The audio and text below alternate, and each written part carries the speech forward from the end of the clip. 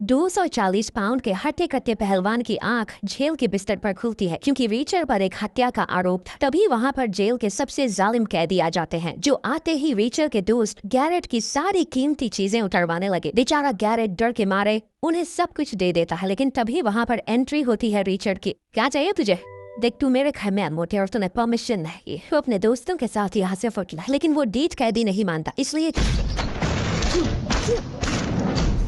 Richer ने फौरन Garrett की सब चीजें वापस ली और वो कैदी अपने बॉस को उठाकर वहां से भाग गए। लेकिन ये सब कुछ शुरू हुआ उस दिन जब रीचर सुकून से मार्ग्रेव घूमने आया था। वो बस से नीचे उतरता है और पैदल ही मार्ग्रेव की ओर जाने लगा। कुछ देर चलने के बाद वो एक रेस्टोरेंट के सामने आ गया, जहाँ पर उसकी नजर एक आदमी पर पड़ी जो अपनी बीवी पर बहुत ज्यादा गुस्सा हो रहा था क्योंकि उसकी बीवी ने उससे बिना पूछे वेटर को $5 की टिप दे दी थी। वो अपनी बीवी पर हाथ उठाने के बहुत ज्यादा करीब होता है, मगर तभी उसकी नजर रीचर पर पड़ी। तू क्या पूरा बेवकूफ? रीचर उसे लगातार घूरे ही जा रहा था, मानो जैसे वो उस आदमी को कच्चा चबाने वाला हो। मगर वो आदमी तुरंत समझ गया कि उसे रीचर से पंगा नहीं लेना चाहिए। खास मेरे बस मूड खराब, तो वो वहाँ से चला जाता है। इसके बाद रीचर ने रेस्टोरेंट के अंदर आकर अपने लिए लंच ऑर्डर किया, लेकिन वो उसे खा पाता इतने में ही रेस्टोरेंट को चारों तरफ से पुलिस घेर लेती है। रीचर ने रेस्टोरेंट के अंदर नजर दौड़ाई, लेकिन वहाँ पर एक बूढ़ा कपल और 2 छोटे बच्चों के अलावा और कोई नहीं होता। रीचर को फौरन समझ आ जाती है कि ये पुलिस वाले सिर्फ और सिर्फ उसी के लिए आए हैं। ये जानने के बाद रीचर ने अपने पैसों में से $10 निकाले और उन्हें टेबल पर रख दिया। इतने में पुलिस वाले भी रेस्टोरेंट के अंदर आ गए। उन्होंने रीचर को अपनी जगह से उठने का कहा। चलो अपनी जगह से उठ के बाहर आओ, और उसे पकड़कर मार्ग्रेव पुलिस स्टेशन में ले आते हैं। रीचर को पता था कि पुलिस वाले बिना वारंट के या बिना किसी इल्जाम के किसी भी इंसान को यूं ही नहीं उठाते। उसका चीखना चिल्लाना बेकार जाएगा, जिसके कारण वो चुपचाप मार्ग्रेव पुलिस स्टेशन में आ जाता है। अंदर आते ही रीचर रोस्को नाम की पुलिस ऑफिसर से मिला। रोस्को ने रीचर से उसका नाम, पता और जरूरी डिटेल्स पूछी, मगर रीचर उसकी एक भी बात का जवाब नहीं देता। उसका ये बर्ताव देखकर पीछे से एक पुलिस वाला बोला, ये पहलवान बोलता नहीं, बस हमें इसकी जेब से कुछ पैसे, वर्ल्ड वॉर 2 का मेडल और ये पासपोर्ट मिला। इतने में वहाँ पर उन सभी पुलिस वालों का चीफ कस्टिन आ जाता है, जो रीचर के इस रवैये से बहुत तंग आ चुका था। ठीक है, तो वो पुलिस कस्टडी में रखते हैं, इसे कॉन्फ्रेंस रूम में ले जाकर बैठा दो, मैं अभी आता हूँ। डिटेक्टिव ऑस्कर ने कहा, CCTV फुटेज में कैप्चर हुए, मैंने तो बस तुम्हारे पे लगे हुए चार्जेस बताने थे। अगर तुम नहीं बोलना चाहते तो कोई बात नहीं, जब तुम्हारा वकील आएगा तो तुम उससे बात कर लेना। मगर रीचर कहता है, मुझे वकील नहीं चाहिए, तुम बोलते भी हो। मैं अभी अभी बस से उतरकर मार्ग्रेव आया हूँ। आज से पहले मैं मार्ग्रेव कभी नहीं आया था, और मुझे पता है कि तुम शक करोगे कि अचानक मार्ग्रेव में आया और मार्ग्रेव में एक हत्या होगी, लेकिन यकीन मानो मैंने उसे नहीं मारा। यहाँ बाहर हम देखते हैं रोस्को को, जो रीचर की सारी जानकारी निकाल रही होती है। वो अपने बॉस को बताती है। हैरानी की बात है कि रीचर हमारे डेटाबेस में कहीं नहीं है। इसका ना तो कोई स्नैपचैट है, ना इंस्टाग्राम अकाउंट और ना ही कोई फेसबुक। जैक रीचर के होने का एक ही सबूत है, और वो खुद उस कमरे में बैठा है। ये इंसान चलता फिरता भूत है। अब जैसा कि डिटेक्टिव ऑस्कर ने रीचर को सारी सिचुएशन के बारे में बता दिया था, तो जैसे जैसे इन्वेस्टिगेशन होती जाएगी वैसे वैसे ये केस आगे बढ़ेगा। लेकिन तब तक रीचर पुलिस की कस्टडी में रहने वाला है। फिर हम देखते हैं डिटेक्टिव ऑस्कर और पुलिस ऑफिसर रोस्को को, जो दोनों गैरेट नाम के एक आदमी के घर आए थे। वो आदमी बैंक के अंदर करेंसी मैनेजर है। दरअसल कल रात डिटेक्टिव ऑस्कर की टीम को जिस आदमी की लाश मिली थी, उस लाश के जूतों में किसी और का नहीं बल्कि गैरेट का ही नंबर छुपा हुआ था। लेकिन जब डिटेक्टिव ऑस्कर ने गैरेट से मर्डर के बारे में पूछा तो इस चीज से साफ इनकार कर देते हैं। गैरेट ने कहा, नहीं, मैं उसे नहीं जानता। लेकिन तभी गैरेट की नजर पड़ी खिड़की के बाहर दूर खड़ी हुई एक काली कार पर, और उसे देखते ही गैरेट के पसीने छूटने लगे और अगले ही पल उसने मर्डर का इल्जाम अपने सर पर ले लिया। मैंने उसे मारा। तुमने उसे डबल बैरल शॉटगन की 4 गोलियों से भून दिया। मैंने बताया आपको सब कुछ मैंने किया हो क्या? अब मैं आपको सारे डिटेल्स नहीं बताते बैठूंगा। गैरेट के जुर्म कबूल करने के बाद उसे हथकड़ियां लगाकर मार्ग्रेव पुलिस स्टेशन में लाया जाता है। वहां पर रीचर पहले से मौजूद था और उन दोनों को कहा गया कि तुम दोनों 24 घंटों के लिए उस जेल में रहोगे जहां पर आरोपियों को वकील मिलने से पहले रखा जाता है। अब ना चाहते हुए भी रीचर इस चीज का हिस्सा बन गया था, लेकिन जाने से पहले रीचर पुलिस वालों को बोलता है, इसकी खड़ी और रिंग जमा कर, अंदर जाते ही 5 मिनट में चुरा लेंगे। फिर उन्हें एक बस के जरिए जेल की तरफ भेजा जाने लगा। रीचर को गैरेट पर पूरा भरोसा था कि ये भोला उस हठे कटे आदमी को नहीं मार सकता है। वो जैसे ही जेल के बाहर पहुंचे तो स्पाइवी नाम का एक गार्ड उनकी अच्छी तरह से तलाशी लेने लगा, मगर जब तलाशी कंप्लीट हो गई तो वो गार्ड अपने मजे लेने के लिए उन दोनों से बुरा बर्ताव करने लगा। जल्दी क्या है, अंधे भी उताल गो। मगर रीचर को स्पाइवी के इरादे अच्छी तरह समझ आ जाते हैं। रीचर ने कहा, अगर तुम अपनी हड्डियों का चूरा नहीं बनवाना चाहते तो मुझे अंदर जाने दो। स्पाइवी रीचर की तरफ देखता है और डर के मारे ना चाहते हुए भी उन दोनों को जेल के अंदर ले आया और बाहर से लॉक लगाकर चला जाता है। इसी तरह रात गुजर गई। सुबह हुई और रीचर नींद से उठकर जैसे ही नीचे देखता है तो गैरेट डरा सहमा हुआ एक कोने में बैठा था और वो पूरी रात नहीं सोया। तभी वहाँ पर जेल के सबसे जालिम कैदी आ गए जो गैरेट से बदतमीजी करने लगते हैं। और आगे जो हुआ तो आप सबको पता ही है।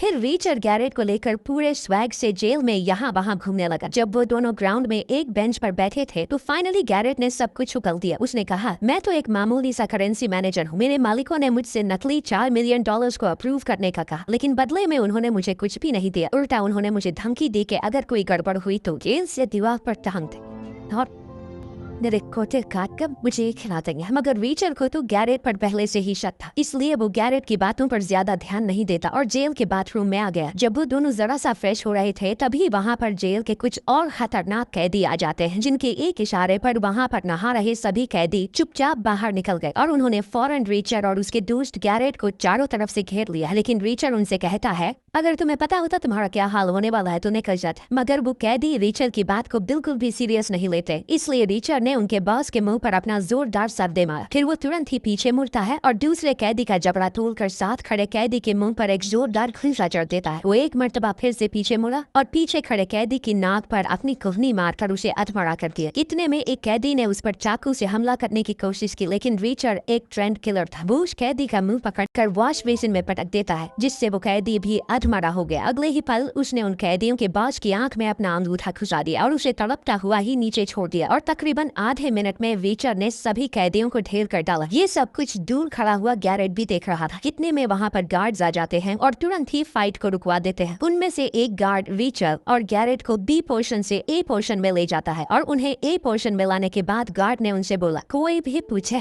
तो कहना तुम सारा वक्त यहीं थे। दरअसल कल रात जब रीचर ने स्पाइवी से बदतमीजी की थी तब स्पाइवी ने अपना बदला लेने के लिए रीचर और गैरेट को जेल के उस हिस्से में रखा जहाँ पर उम्र कैद या फांसी वाले क्रिमिनल्स को रखा जाता है। हालांकि आरोपियों को 24 घंटे के लिए एक अलग जेल के पोर्शन में रखा जाता है। खैर ये बात रीचर को तो पता थी, लेकिन वो गैरेट को और भी ज्यादा नहीं डराना चाहता था। यहाँ सीन कट हुआ और हम देखते हैं रोस्को को जो ऑस्कर के पास आई और ऑस्कर को बोलती है, हमने रीचर की सारी जानकारी निकाल दी, ये सब हमने FBI से मंगवाया है। जब ऑस्कर ने रीचर के सभी कारनामों को पढ़ा तो वो ये जानकर बहुत हैरान हो जाता है, क्योंकि रीचर कोई ऐरा गैरा या मामूली इंसान नहीं था।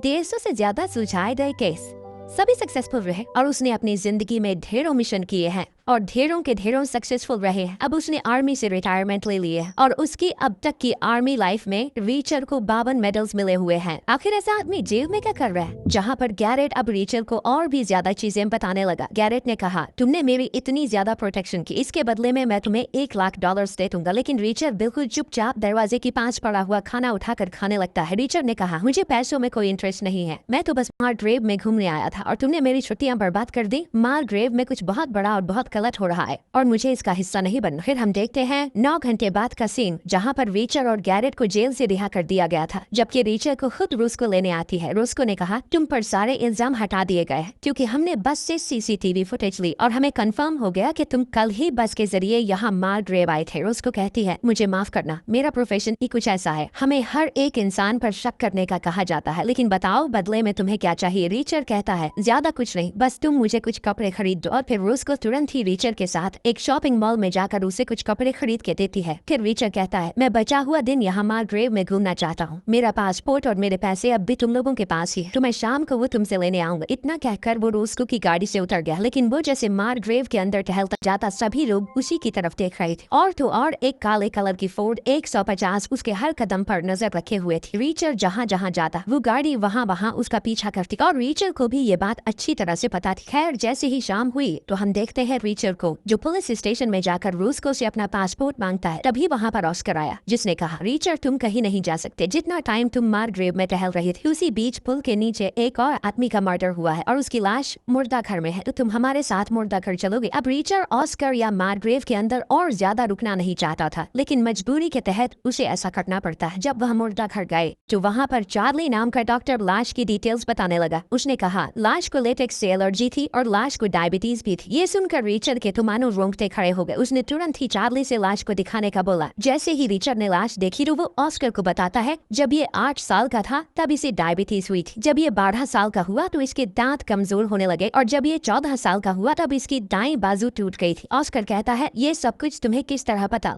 इसलिए मेरे भाई के हाथ पर ये निशान है, यानी वो आदमी रिचर्ड का सगा भाई था। इतना कहकर रिचर्ड हॉस्पिटल से बाहर आ गया। उसके पीछे पीछे ऑस्कर भी बाहर आकर रिचर्ड को कहता है गलत मत समझना, लेकिन अचानक से तुम मार्ग्रेव आए। तुम्हारा भाई जो पहले कभी मार्ग्रेव नहीं आया, उसकी लाश हमें मार्ग्रेव में मिलती है। ये महज सिर्फ एक इत्तेफाक नहीं हो सकता। लेकिन रिचर्ड अब ऑस्कर पर भड़क जाता है। रिचर्ड ने कहा तुम चुपचाप अपना काम करो जो तुम्हें करना आता नहीं। तुम्हारे पास सिर्फ 2 घंटे है। अगर तुमने मुझ पर शक करना बंद नहीं किया तो मैं तुम्हारा मुंह तोड़ दूंगा। रूस्को ने किसी तरह रिचर्ड और ऑस्कर के दरमियान हो रही गर्मा गर्मी को ठंडा किया और फिर वो तीनों मार्ग्रेव पुलिस स्टेशन की ओर जाने लगे। रास्ते में ऑस्कर रिचर्ड से पूछता है आखिर अब तुम क्या करने वाले हो? इसके पीछे जिनका हाथ है उन सबको ढूंढूंगा। यानी रिचर्ड खुद ही अपने भाई के कातिलों को ढूंढेगा। पहले तो रिचर्ड इन सब में पड़ना नहीं चाहता था, लेकिन अब उसी के सगे भाई की मौत की वजह से उसे ये सब कुछ करना पड़ेगा। अगले सीन में हम देखते हैं रिचर्ड और रूस्को को, जो दोनों गैरेट की पत्नी पाला के घर आए थे। बाथरूम यूज कर सकता?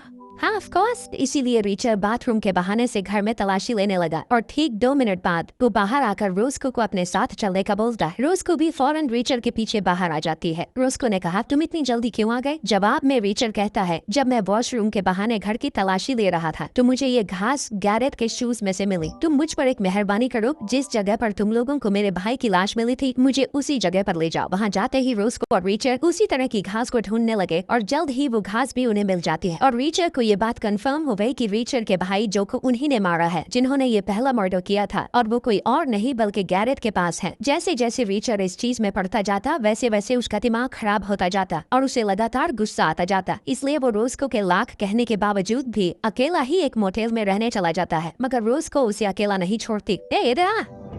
हमें सिर्फ बात करनी है तुझसे, सुना है तू मॉडल के अंदर गया था। लेकिन फिर भी रिचर्ड पीछे मुड़कर उन्हें बोलता है पर आज के दिन तुम्हें मेरे मुंह नहीं लगना चाहिए। मगर वो गुंडे अभी भी नहीं टले और रिचर्ड को माँ बहन की गालियां देने लगे। इसलिए अब ना चाहते हुए भी रिचर्ड 10 सेकंड के अंदर उन चारों में से 3 गुंडों की हड्डियां तोड़ देता है। लेकिन आखिरी वाला गुंडा रिचर्ड से अपनी जान की भीख मांगने लगा, इसलिए रिचर्ड उसे इग्नोर करके अपने मोटेल में चला गया। रोज को भी दूर खड़ी हुई ये सब कुछ देख रही थी और वो रिचर्ड का पहली मर्तबा असली चेहरा देखकर हैरान हो जाती है। ये कौन सी बला कोई माकरिम। इसी रात हमने देखा पुलिस चीफ डस्टन के घर के बाहर का सीन, जहाँ 4 लोग गाड़ी से उतरकर डस्टन के घर चले जाते हैं और फिर वो सीन कट हो गया। जैसे ही सुबह हुई तो सभी पुलिस वाले चीफ डस्टन के घर के बाहर खड़े थे। रिचर्ड रूस्को के साथ था। डिटेक्टिव ऑस्कर ने कहा तुम्हें अंदर नहीं जाना चाहिए, लेकिन रिचर्ड उसकी एक भी सुने बिना तुरंत अंदर चला जाता है। जब वो सारे अंदर गए तो वहाँ पर एक बहुत ही भयानक नजारा देखने को मिला। पुलिस के चीफ डस्टन, जिन्हें बहुत बुरी तरह मारा पीटा गया था और उनकी लाश को 6 कीड़ों की मदद से दीवार पर लटकाया होता है। वहाँ पर चार्ली पहले से ही चीफ की लाश की इन्वेस्टिगेशन कर रहा था, लेकिन तभी वो एक चीज देखकर डर जाता है। चार्ली ने कहा पता नहीं इसके गोते कहाँ हों। ओह गॉड, इसके गोते काट दिए गए हैं। जैसा कि रिचर्ड को गैरेट ने बताया था तो रिचर्ड तुरंत बोलता है इसके गोते इसे ही खिला दिए गए। ऑटोप्सी के दौरान तुम्हें इसके पेट में इसके गोते मिल जाएंगे। फिर रिचर्ड, रूस्को और ऑस्कर बाहर आ जाते हैं। रिचर्ड ने कहा ये काम गैरेट के मालिकों का ही है, यानी चीफ भी उन्हीं के लिए काम किया करता था। चीफ ने कोई गलती की और उन्होंने चीफ को रास्ते से हटा दिया, लेकिन मैं इतने दिन तुम्हारे साथ रह चुका हूँ, मुझे तुम पर और रूस्को पर पूरा यकीन है कि तुम उनके साथ नहीं मिले हुए। और हाँ, मैं अपने भाई के कहने की वजह से ही यहाँ पर आया था। मेरा भाई मार्ग्रेव के अंदर होने वाली बहुत बड़ी करप्शन को रोकने के लिए सीक्रेटली एक मिशन पर काम कर रहा था। एक दिन मुझे उसका मैसेज आया और उसमें एक कोड वर्ड था, यानी उसे मेरी जरूरत थी। तो मैं अगले दिन ही मार्ग्रेव में आ गया, लेकिन उसी दिन मेरा बेचारा भाई इस दुनिया से चला गया। तभी सीन कट हुआ और हम देखते हैं रिचर्ड, रूस्को और पॉला को, जहाँ पर वो सब लोग पैकिंग कर रहे थे, क्योंकि रिचर्ड अच्छी तरह से जानता था कि गैरेट भी अब उनके मालिकों के कब्जे में है और जल्द ही पॉला और उसके बच्चों पर भी खतरा मंडराने लगेगा। इसलिए पॉला और उसके बच्चे पैकिंग कर रहे थे ताकि वो पुलिस की कस्टडी में रहे जब तक ये केस सॉल्व नहीं हो जाता। लेकिन रिचर्ड ने देखा कि घर के बाहर एक काले कलर की कार उन सब पर नजर रखे हुए थी। रिचर्ड तुरंत ही अंदर आया और उन्हें जल्दी करने का कहता है, लेकिन जब वो घर से बाहर निकलने लगे इतने में ही वहाँ पर एक काले सूट पहना हुआ आदमी आ गया। रिचर्ड ने तुरंत ही रूस्को की गन निकाली और उस पर गन पॉइंट कर दी। वो कहता है मुझे माफ करो, लेकिन मुझे ऑस्कर ने भेजा है। मैं FBI का एजेंट हूँ और मेरा नाम है पिकफर, और फिक्र मत करो पॉला, और ये दोनों बच्चे अब मेरे साथ सेफ रहेंगे। छोड़ेंगे। तभी सीन कट हुआ और हम देखते हैं रीचर को जिसने गैरेट की एक कार उधार ली थी। और तो और वो स्पाइवी को ऑस्कर बनकर फोन करता है। रीचर कहता है मैं डिटेक्टिव ऑस्कर बोल रहा हूँ और मैं केस के बारे में तुमसे इन्वेस्टिगेशन करना चाहता हूँ, इसलिए जहाँ मैं बोलता हूँ वहाँ पर मुझे मिलो। जब रीचर स्पाइवी से मिलने गया तो स्पाइवी पहले ही पूरी तरह रेडी होकर खड़ा था। स्पाइवी ने कहा कमीने मेरे बॉस तुझे नहीं छोड़ेंगे, सोच मैं इतना शातिर हूँ तो मेरे बॉस कितने शातिर होंगे। अभी स्पाइवी ने एक सीटी बजाई जिसके चलते दो मैक्सिकन आदमी रीचर पर गन तान देते हैं और स्पाइवी वहाँ से चुपचाप निकल गया। उन्होंने रीचर को डिक्की के अंदर जाने का बोला लेकिन रीचर उन दोनों का ध्यान भटकाने लगता है। रीचर ने कहा डिक्की बहुत छोटी है और मैं इसके अंदर पूरा नहीं आऊंगा, तो क्यों ना हम कुछ नया ट्राई करेंगे। ये कहते ही रीचर ने उनमें से एक आदमी के मुंह पर वार करके उसे नीचे गिरा दिया और तुरंत ही पीछे मुड़कर दूसरे आदमी की गन को नीचे गिरा देता है। फिर उसके हाथ को डिक्की के अंदर देकर उसे काफी जख्मी कर दिया। लेकिन इतने में दूसरा सोल्जर एक मर्तबा फिर से उठा और चाकू निकाल कर रीचर को मारने के लिए आगे बढ़ता है। फाइटिंग स्किल से वो एक ट्रेंड सोल्जर लग रहा था, लेकिन रीचर ने जब उसके कंधे पर अपना चाकू घुसाया तो वो रीचर के सर पर एक जोरदार हेडबट चढ़ देता है, लेकिन रीचर उससे भी ज्यादा मजबूत था। रीचर ने भी उसे एक ताकतवर हेडबट मार दिया, लेकिन इतने में वहाँ पर पुलिस आ जाती है। रीचर किसी लफड़े में नहीं पड़ना चाहता था, इसलिए वो जंगल की ओर भाग गया और यहीं पर इस शानदार फिल्म का पार्ट 1 खत्म हो जाता है। अगर आपको पार्ट 2 की एक्सप्लेनेशन चाहिए तो कमेंट्स के अंदर पार्ट 2 कमेंट कर देना, जिस वजह से पार्ट 2 जल्दी आएगा।